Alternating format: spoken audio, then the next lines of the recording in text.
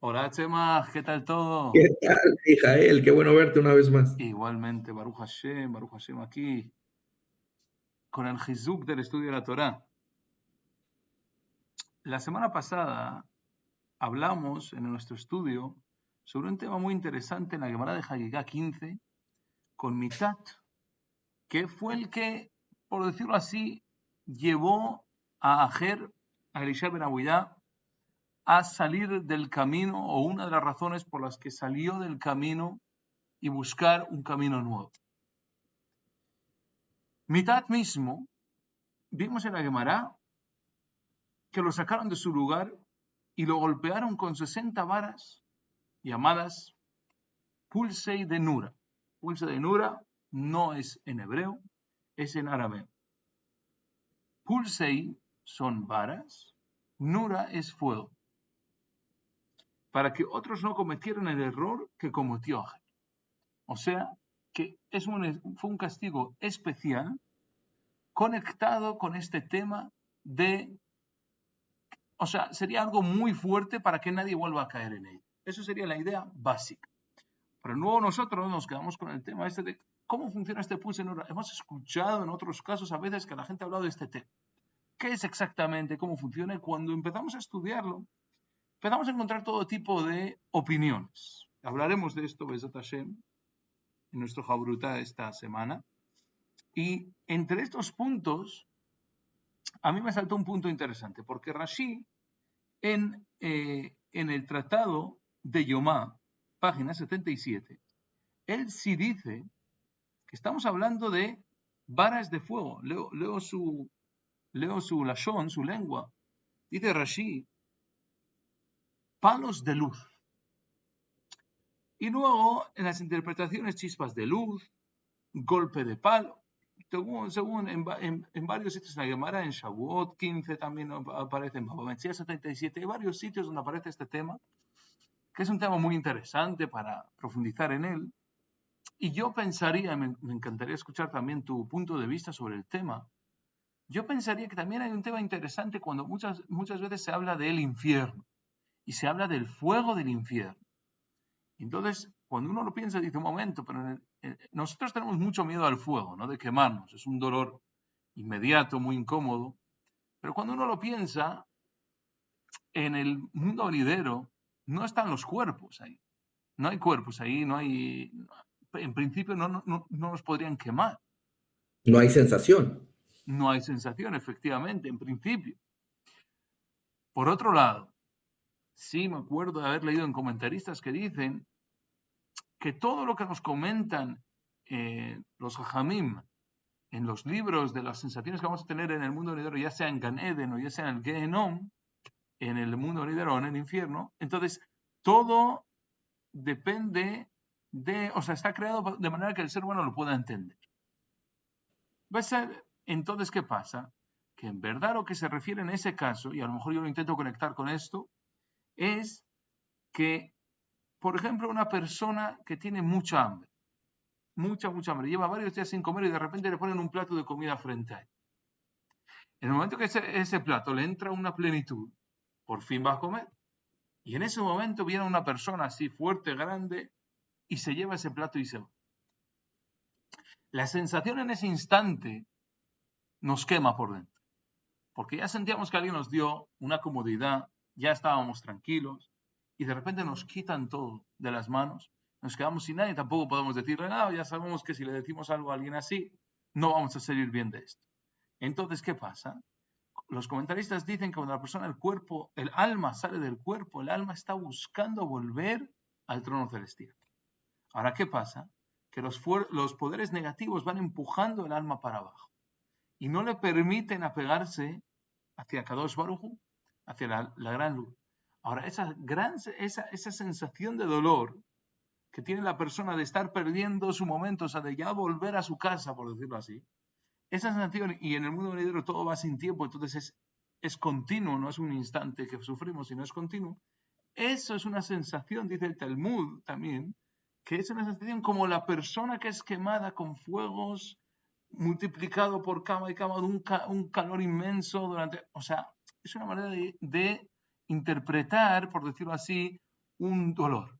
Entonces, esto del pulsa de Nura, según esta idea, sería una idea muy parecida. No tienen que ser estos golpes, azotes de fuego. No, la idea no tiene que ser esa, sino son golpes que uno es una sensación interna de pérdida muy profunda y continua. Y entonces, en ese momento es, por decirlo así, lo que a Metat le quedó marcado por generaciones, porque dice, así lo vamos a hacer de manera que nadie siga tu camino. Todo el mundo va a ver tu dolor y nadie va a seguir este camino de hacer pecar a alguien más como ajeno. Me encantaría escuchar tu punto de vista sobre esto, sobre el tema de pulsa de Nura. A mí me queda muy grabado lo que hablábamos la semana pasada, Mijael, acerca, creo era del Gaón de Vilna, que hablaba acerca del 6 que conectaba el mundo físico con sus 6 direcciones. Creo que era el Gaón de Vilna, ¿no, Juan? El Maharal Mi Praga, sí. Maharal de Praga, perdón.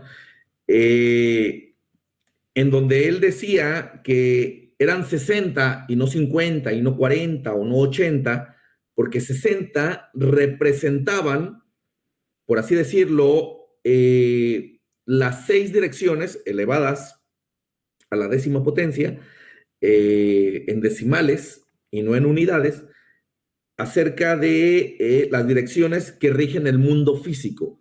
Y yo me quedé con el entendimiento que una parte del castigo para el Mentet era hacerlo descender al mundo físico por la osadía o el atrevimiento de sentarse ante los ojos de Ajero o Elisha Ben Abuyá.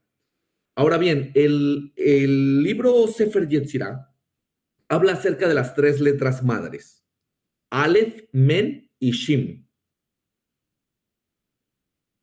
Estas 3 letras madres son asociadas a 3 elementos, aire, agua y fuego, al cual le falta la tierra, que se asocia también a su vez con el tetragrama, con la última Hei de las 4 letras del tetragrama. Es decir, a todo judío le hace falta encontrar la tierra. Como bien nos los dijeron los sabios en toda la Gadá, en todos los relatos, el judío desde la salida de Mizraim buscó siempre como meta llegar a la tierra, poseer la tierra, heredar la tierra. Y eso se asocia con el elemento, con el cuarto elemento, que es también la 4ª letra del tetragrama. Y a su vez, los 3 elementos, que son las 3 letras madres, Aleph, Men y Shin, se asocian a agua, fuego y viento. Interesante que para el fuego se asocia la letra Shin. Y la letra Shin siempre representa una especie de Geburah. Por eso es que la analogía del Geinón es que en él se encuentra fuego y no nieve o no agua o no ningún otro elemento. No dicen, hay un Geinón de viento o un Geinón de tormenta.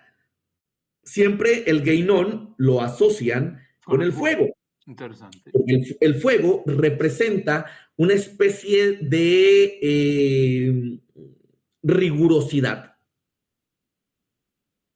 Entonces, cuando las varas de fuego que son emitidas hacia el Mentet, que son 60, representan también la rigurosidad con la que lo trató el cielo.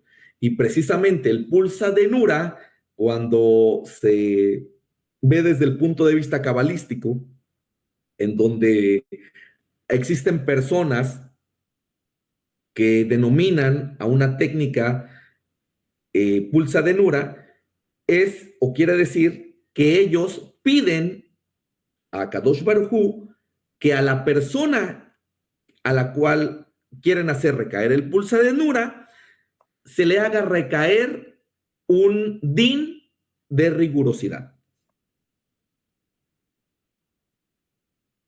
¿Cómo podríamos decir esto? Un juicio riguroso, porque hay juicios favorables, hay juicios de misericordia, pero hay juicios de rigurosidad, en el cual todos sus pecados les sean vistos como pecados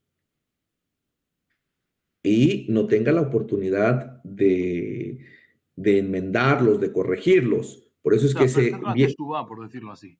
Exacto, perder la teshuva. Por eso es que se dice que muchos de estos actos de pulsa de Nura fueron utilizados hacia ciertos miembros de políticos, por ejemplo, de Israel en algún tiempo. No sé si alguna vez tuviste la oportunidad de escucharlo. Escuché algo, sí, estuve leyéndolo también un poco, no encontré nada así basado 100%, pero sí encontré cosas interesantes sobre este tema, definitivamente. Y como tú dices, ¿no? Que es levantar, y un poquito al final se conecta con lo que yo comento, que es levantar el din, levantar El la din. justicia sobre esa persona. Y entonces, claro, en ese momento como que le cierra Pero los justicia portones rigurosa.